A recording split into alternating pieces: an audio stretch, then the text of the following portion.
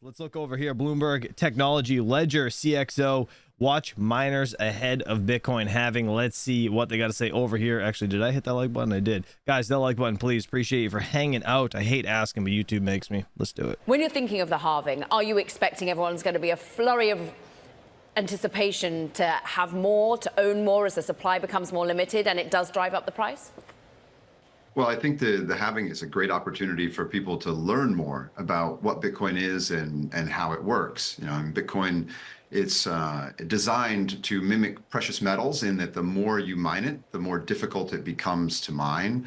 And going into this halving is we have an unprecedented setup because we have hit an all-time high on a weekly, monthly, and quarterly basis. Prior to the halving, which is something that hasn't happened before. In the times that's happened previously, after you have, this weekly, monthly, quarterly all-time high, you've had an appreciation of 300%.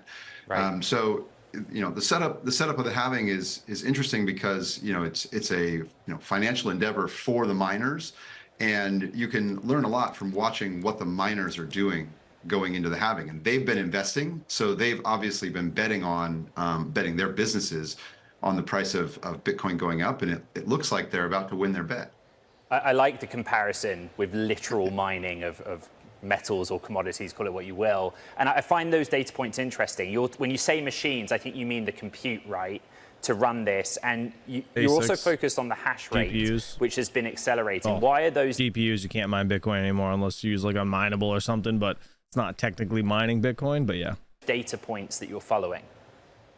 Well, because what you're doing, and if you're looking to the miners to see what they think is going to happen after the halving, then what you're doing is you're saying, okay, well, what's the break-even point for them? So at the current, at the current rate of Bitcoins being created, which is about 900 per day, the break-even point for them is a $32,000 Bitcoin. So they've been investing all year long, even knowing that after the halving, the break-even point for them will be $64,000 Bitcoin. So even back in January, when the price of Bitcoin was between $40,000 and $50,000, they were still investing, betting that the price of Bitcoin would surpass that $64,000 mark. So now Bitcoin's hovering around $70,000. And then what you have is, again, as I said, you have about 900 Bitcoins being created on a daily basis. After the halving, that will go down to 450 Bitcoins being created on a daily basis. But you have this new event, which is the Bitcoin ETFs, which are driving a demand of around 2,500 Bitcoins every day. So, there will only ever be 21 million Bitcoin.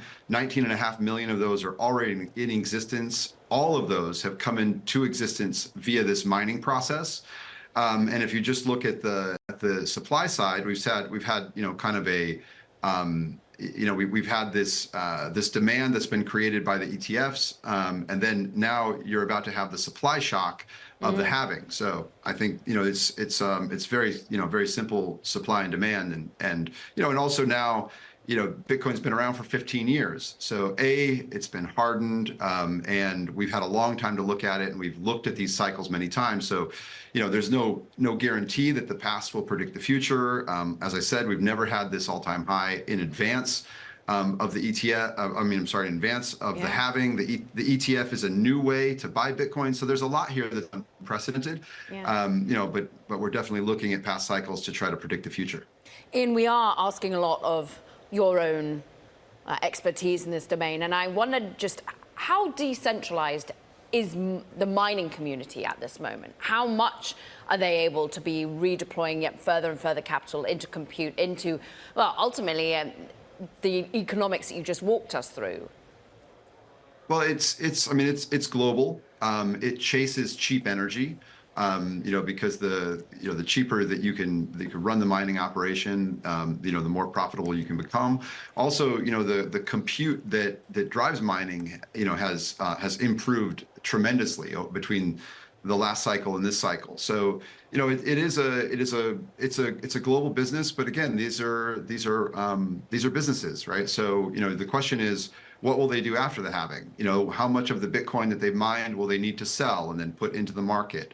Will they be able to keep their machines online because it's profitable to do so, or will they need to unplug some of their machines because the profitability has gone down?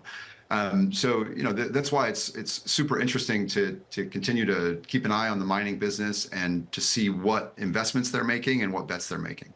We're talking about the halving because it's due in April. Look, we've had a pretty robust debate 18 days. in the last week, Ian, with Jack Mallers, who was on the program, the Strike CEO. Mike Novogratz came on the show last week and made the same argument.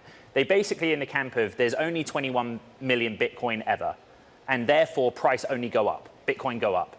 For that, There's also like 5 to 7 million or so, they say, have been lost forever from people with old hard drives mined back in the day, have no access, lost the keys, yada yada.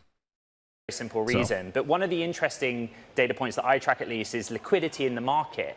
You know, I get it on the supply side, but there's a lot of trading that goes on basically. Are you in the camp of only 21 million Bitcoin ever, so it only go up? Well, I'm in the camp of we lead digital lives and we will have digital ownership in our digital lives. And there is a new invention here. I mean, I think this is what people often kind of overlook. They look at only the speculative side, but you know, I've been working on the internet since the early 90s, and I did digital music for 20 years, and I was a big part of the fact that you no longer own your music collection, you rent it. So Bitcoin has been the tip of the spear of digital ownership. And I think that, we will have digital ownership in our digital lives. And yes, because you have this truly scarce digital ownership asset, which is it behaves like a precious metal. I think, look, if you own pesos, you want to own dollars. And if you own dollars, you want to own Bitcoin.